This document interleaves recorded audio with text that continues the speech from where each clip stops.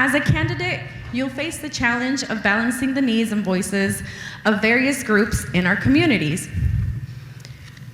Whose needs will you prioritize, and how will you ensure that the voices of ordinary constituents are heard and acted upon over those of special interest groups?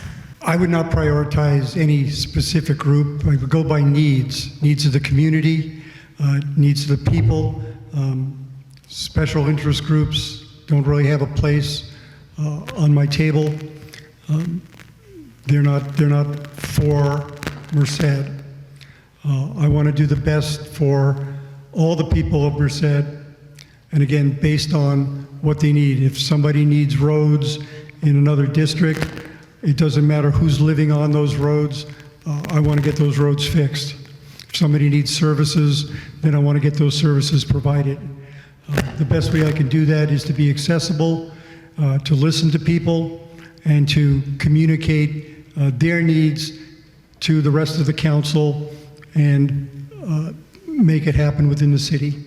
So as for voices being heard, I can tell you that I will always prioritize the needs of the constituents, because I won't forget who put me in this position.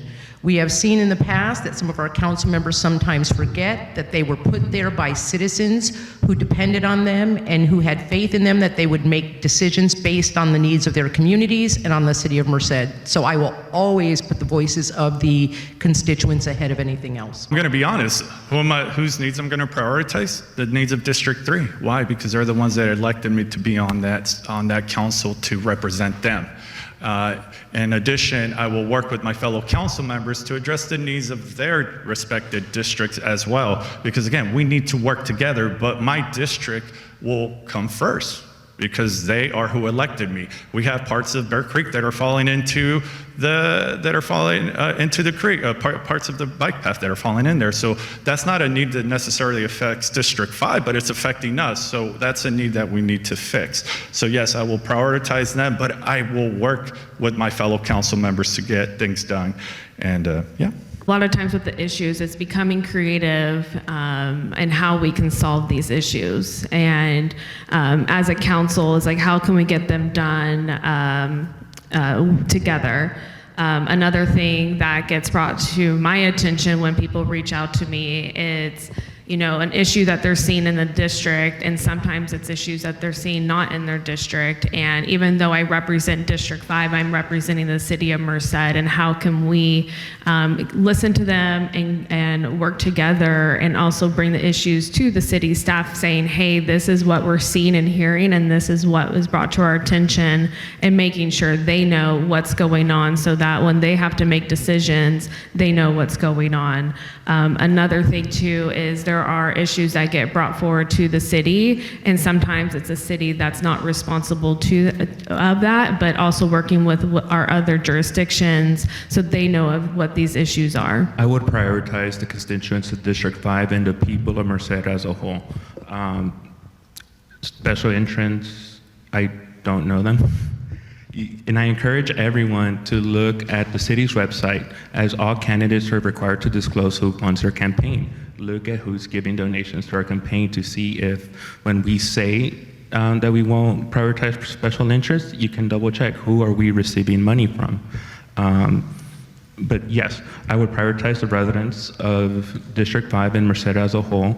Bear Creek splits District 3 and District 5, so these concerns are not specific to any one district, and we need to work together as a city council, because as a Merced, even as a city, Merced is still relatively small enough where what affects one district affects another, right? District 5, Merced Mall. It doesn't matter what district you live in, you know about the Merced Mall and its current condition. It doesn't matter what district you live in, you know what flooding happened. So I would support or prioritize the people of Merced. So as a former field representative, one of my main functions was to provide constituent services. And that did not matter how much money you had in your pocket or in your bank account or what political party or affiliation you were a part of. Whoever walked in that door, I made sure that they were receiving the services that they came in for, and helping them navigate the complex state agencies that they had an issue with. Working for a public institution, especially focused on public policy, when a state legislator or a decision maker reaches out, we have to look at that policy and make sure that we look at the impacts to community and workers. And that goes the same way. That train loves to come by, right? And that goes the same way at the local level, and ensuring that our local representatives are listening to the community. Again, I don't understand how our city council can limit the voices of our neighborhoods and the constituents that they serve. So I'll make sure that I am accessible through office hours, but also, via other means of communication. As Merced is growing, how do you plan to ensure space for intellectually and developmentally disabled individuals to have equal employment opportunities and housing and basic need security? So first of all, we do need a safe space for community to come together. With high-speed rail, we're seeing that being removed in our community, and the city's lack of engaging the Boys and Girls Club, Merced Senior Inc., and the Merced Law Family. So let's start there. Let's start making sure that there's a space available, and there is. The Merced Sunstar, the building caught on fire recently, again, because of lack of planning from the city to address these vacant buildings. In District 5, we don't have a community center at all. And so ensuring that there is a space in District 5 for community to come together. There is the Regional Valley Center in District 5 that provides opportunities for the mentally people with different abilities in our community. And so, again, connectivity to services and making sure that people are aware of what those services are. I've heard it before working for the state, people trying to figure out how to even know what local resources are available. This question hits really close to home because of my sister, who's an individual with development issues. And what I would want to see and promote as a city council member for individuals with special capacities is, we know what works in the program that my sister attends every day. From 9 a.m. to 2 p.m., she goes to the MAC and takes art lessons and develops her social and motor skills so that she can, be successful in life despite any disabilities she might have. So just taking that and reproducing it across the city. There's a lot of talent here in Merced, and there's a lot of programs that are doing the good work, and if we know what works, we can just duplicate it elsewhere. So that would be what I do as a city council member.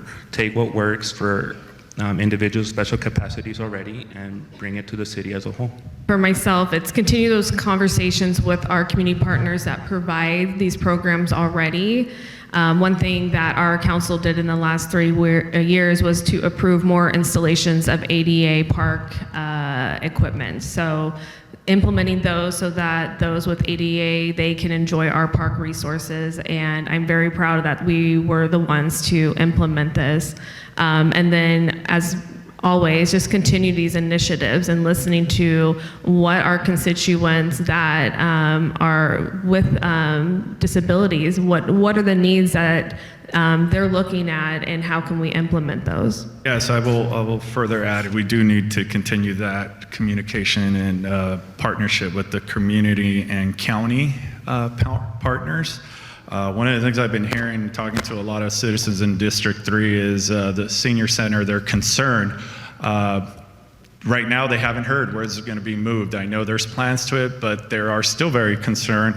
The Boys and Girls Club with the high-speed rail and ACE train is also going to be displaced. Some of the seniors have taken it as a blessing in disguise because they're taking the bus all the way from Bellevue or other places in the city to here. So maybe we can start exploring making sure that these centers are accessible for most of the residents. Why? Because we are growing a lot and we're growing towards District 1. So let's be proactive. Let's make these centers accessible to everybody towards where the city is growing. Yes, it's going to suck losing them, but let's build them somewhere where everybody can access them and they're more centered. Okay, so ensuring space for developing mentally disabled individuals, we have the Central Valley Opportunity Center here in Merced. We have Adult Day Out. We had Wired Cafe. So we have programs in place, and I think we need to just get the word out that these programs are already available. And I will tell you, as a formerly disabled adult who had mobility issues, did have a legal placard. Parking in this downtown area, handicap parking, I either had a choice to park at Trevino's or park by the City Hall. And that was to get downtown with a lack of mobility. So we need to look at our main street, add additional handicap accessible parking. And yeah, that's where I'm at. I agree with almost everything that's been said, but I want to add that something very important is to facilitate transportation to and from these existing programs. It doesn't help to have these programs if the people can't get to them and can't get back from them. Also regarding high-speed rail, this next council is going to be deciding the future of the Boys and Girls Club, the Senior Center, even Costco. So it's very important that a lot of planning goes into that. There's a lot of places, as I think Sayer mentioned, the people in the Senior Center are almost looking forward to being in a different area. But with all that comes the transportation that the city can provide to get people back and forth to these wonderful programs.